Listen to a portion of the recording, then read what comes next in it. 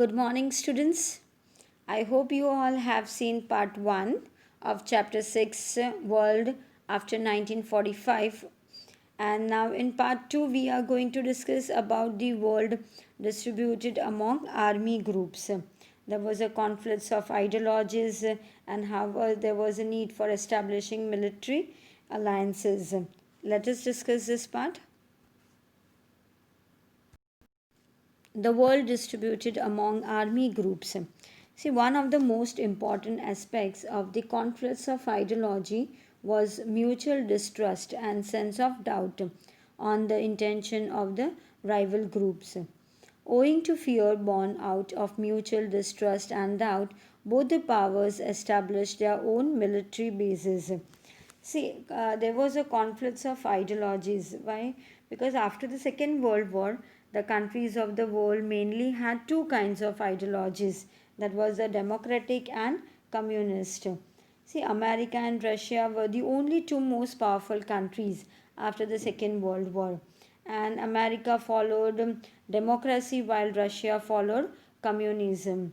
See, based on their beliefs and ideologies, many countries of the world joined America and Russia to support and strengthen democracy and communism, respectively. See, overall, the ideology of the countries of the world that got divided into two parts. One part they are following democratic ideology, and the other that was following communist.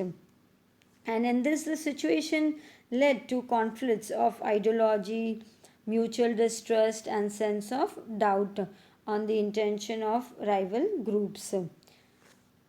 So that was about this.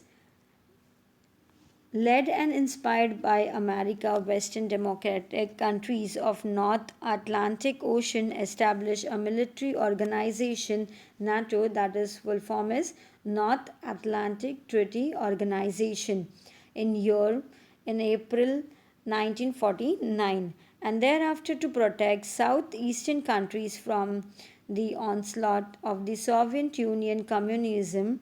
America and England established one more military organization in 1945, that is SEATO, that is full form is Southeast Asia Treaty Organization. See, due to the conflicts of ideology, mutual distrust, and sense of doubt on the intention of the rival groups, both the group feared each other, and hence they thought of joining hands with the countries they are favoring them and establishing military alliance, that is a army groups.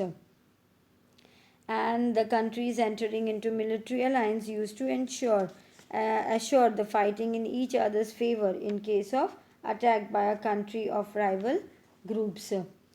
And see, in this they have formed a see that was they established military organization, that was SEATO, that is in 1954. And America and England, they established a military organization that is called as Southeastern Asiatic Treaty Organization. And see, this organization was established to protect southeastern countries from expanding the communism of Soviet.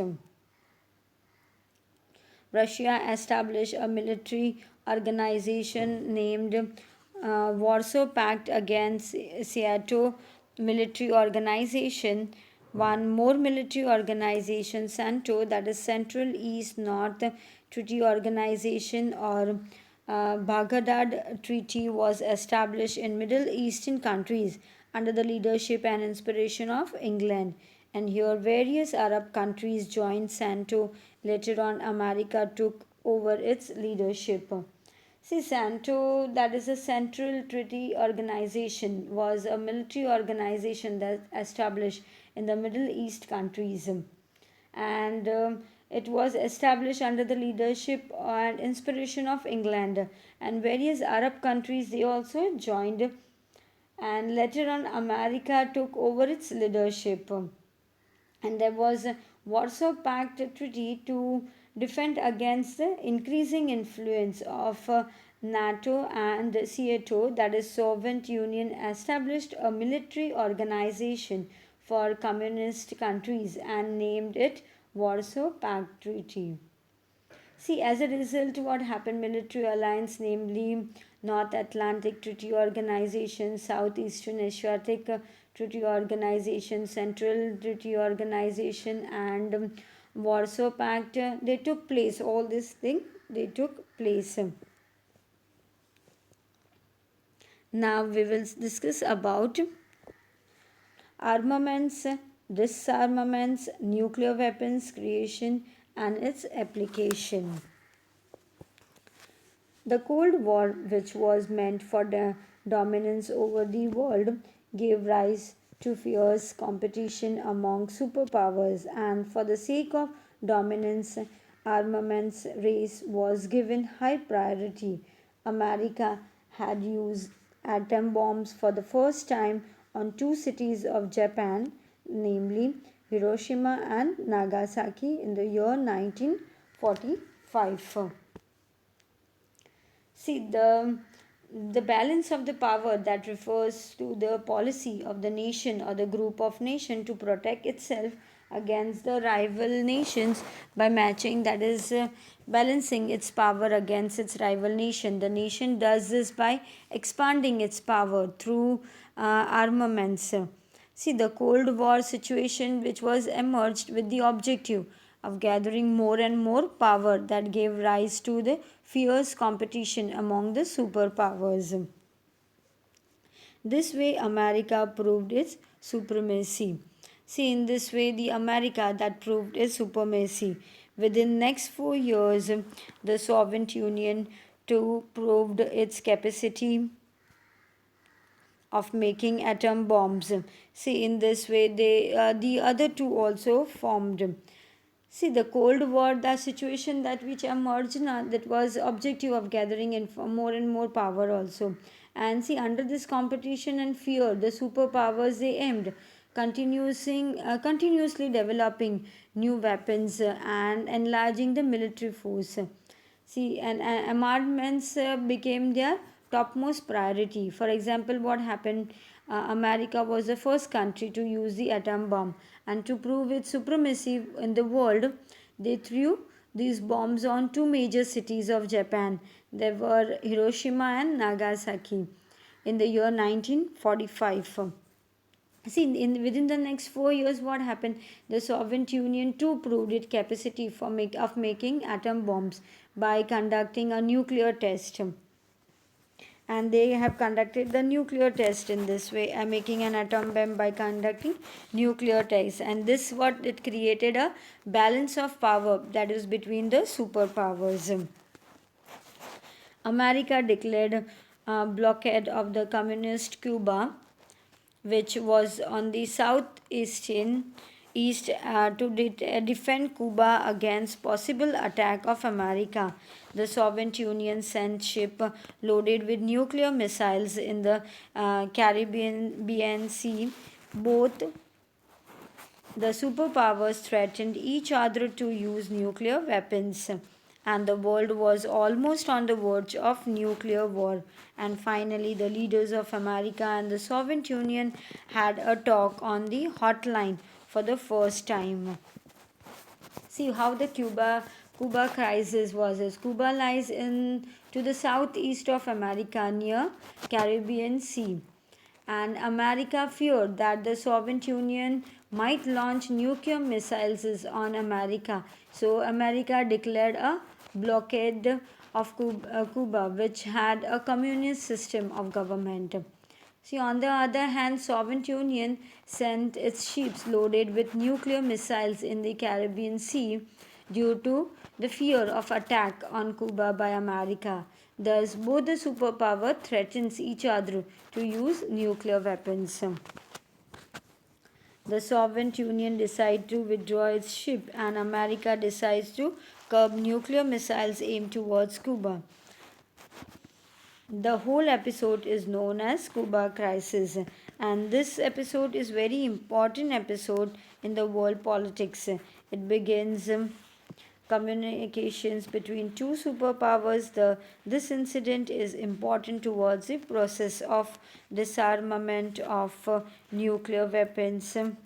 Disarmament is to reduce the know of weapons that a country has.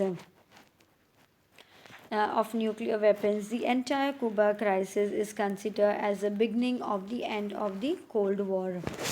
See, thus finally the world was almost on the verge of a nuclear war. And finally, the leaders of both the superpower they talked on hotline for the first time. And the Soviet Union they decided to withdraw its ship from Caribbean Sea, and America also decided to take away nuclear missiles aimed towards Cuba. See, this way the tension between the two superpowers decreased, and this whole episode is known as Cuban crisis in the history. And certain experts they consider Cuban crisis as the beginning of the end of Cold War. So that was about the Cuban crisis. America, the Soviet Union, and the Britain agreed on maintaining certain control over nuclear protection, experiments, and proliferation. Proliferation is what to increase or there is a growth. This agreement is known as Partial Nuclear Test Ban Treaty. See, after the Cuban crisis, America, the Soviet Union, and the Britain they agreed to control their nuclear production, experiments, and proliferations.